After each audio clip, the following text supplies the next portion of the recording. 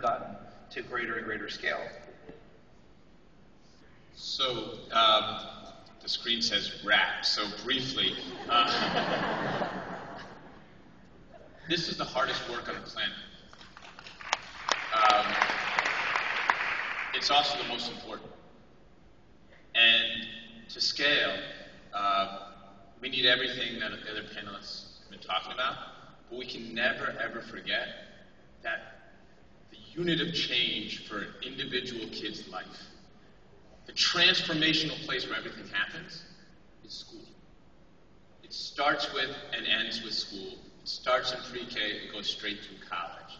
And we need the broader systemic change, and then we need as many committed, as many talented, as many revolutionary teachers and school leaders as this nation can produce.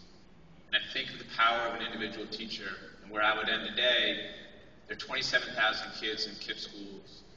Next year will be my 20th year, so in that essence, I'm giving a generation to this. I hope to give 2 more generations. Change has to come quicker for our individual lives. A generation ago, I met Harriet Ball. She passed this week. And just in closing, I'd ask for 3 seconds of silence for the power of a teacher.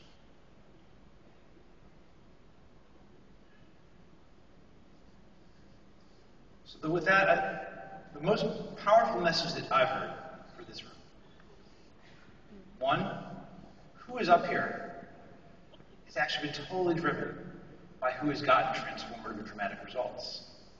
Your power to get dramatic results, equipping you to get results at greater scale, advocacy, political policy, and education change, may be the most single greatest thing you have in your power in order to use your power well for systems change, for political advocacy, for everything.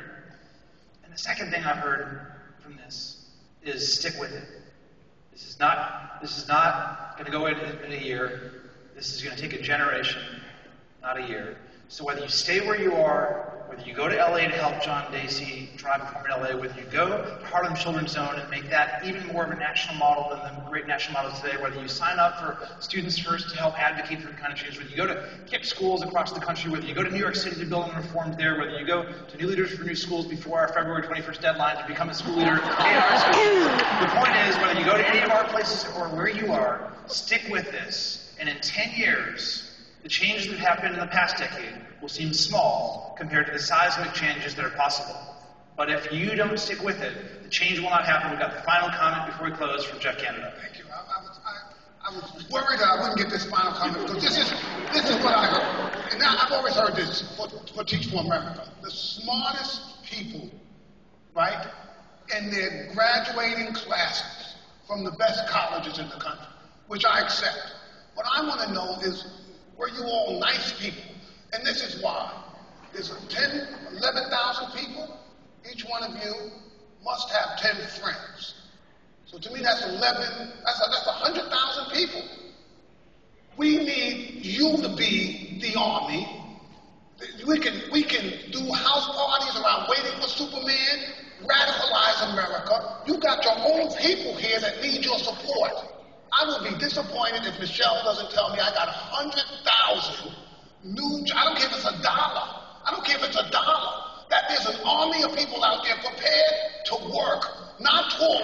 Get 10 people, support Kip, support Michelle. Let's get this revolution on.